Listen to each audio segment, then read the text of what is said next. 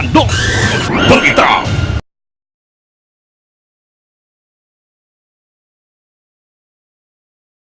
Ayong buntag kaninyong tanan, may buntag sa Origan sa Negros Oriental. Welcome sa Kandos Balita. Adlaw karon nga Sabado, pit sa 17 bulan sa Nobyembre tuig 2018.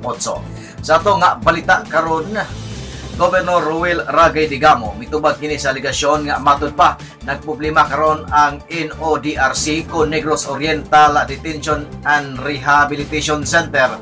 Si Negros Oriental Governor Ruel Ragay Digamo ang nahinabi kini sa lokal nga tigbalita kabahin sa maong aligasyon nga matud pa wa nay kaon ang mga binilago diya sa may NODRC. Okay, naman yung budget para sa mga pinuriso. Ang ako gani na kuan una-una ana nga kung mabalhin lang nato ang ato ang pinuriso dito sa area na dili ang ayang karamihan. Kana murag at bukid. Kung ato na to nas bukid butang ato na silang paumaron nga part of their rehabilitation process ato silang pa tikaron og yuta para mananom sila para i-add up nato sa ilahang supply sa pagkaon. Because dako kay ning budget ini. Ani para sa food na dili ni angay nga makomedyahan. So kinahanglan ba nga daw na laing mga interventions nga mo maka-minimize ta pero dili tinuod na ilang ingon nga kuto mga.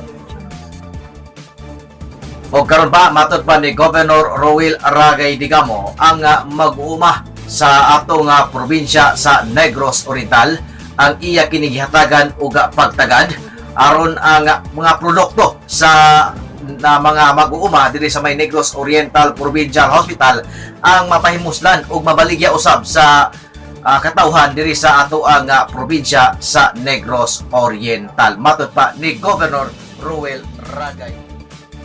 Ato ato yung plano na mo'y pag-abot na sa mga marginalized farmers para ma-elevate na to ilang living condition. As I've said, ang marginalized farmers, ang ilang mga produkto sa pagpanguma, dili nila ni ibaligyan nato sa gawas kay they don't have the capacity ani. Pero ang ilang produkto, instead, ila lang ibaligyan na sa ato ang probinsya. So these are farmers that give or that put food in the table of Negros Oriental. So kinahanglan din siya takbo. Buto nga atong gihatag para sa second district ang mga hand tractors to improve the harvest of our farmers, marginalized farmers. Negros Oriental Governor Ruel Ragay Digamo midawat usab kini siya sa iyahang award sa Memorial Award for Best Practices in Environmental Protection. Ani ang iya pamahayag ni Governor Ruel Ragay Digamo kauban sa mga lokal nga tigbalita.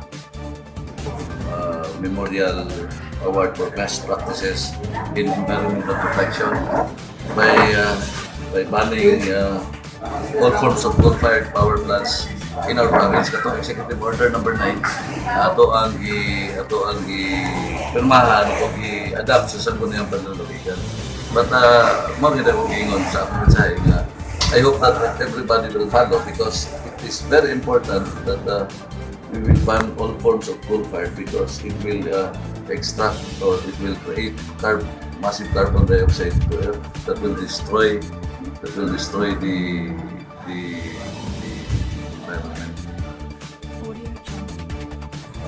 Magado ang pamahayag ni Governor Ruel Ragay Digamo. At ang iba pagbalita human sa ato ang pipila ka pahinumdom kinilagyapon si Ronly Piñas sa Kandos Balita.